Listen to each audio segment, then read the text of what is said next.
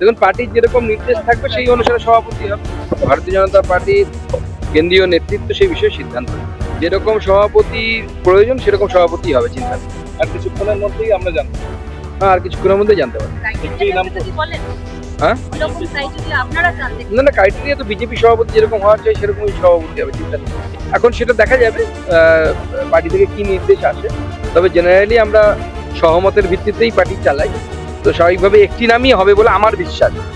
Party যাকে ঠিক করবে তিনি নমিনেশন করবে, অন্য কেউ সেখানে নমিনেশন করবে। তৃণমূল কংগ্রেসকে সংগঠন নিয়ে তৃণমূল কংগ্রেসের সাথে কোনো কিছু বলা মানে ফালতু উলোবনে মুক্ত চলানো। তার কারণ যে দলে কতজন সাধারণ সম্পাদক আছে সেটা বলার এক্সাক্ট নাম্বার কতটা সেটাই কেউ বলতে পারবে না। কতজন সাধারণ সম্পাদক হতে পারে সেটাই কেউ বলতে পারবে না। আর সেখানে তো প্রিভিলেজ ব্রিচ হয়েছে, তো স্বাভাবিকভাবে সেই প্রিভিলেজের ব্রিচ কেন হলো কি ব্যাপারে সে ব্যাপারে তো স্পিকার অফিস থেকে জানতে চাওয়া হবেই, স্বাভাবিক এটা। বাংলা হান্টের আরো খবর দেখতে নজর রাখুন। বাংলা খবর মানেই বাংলা হান্ট।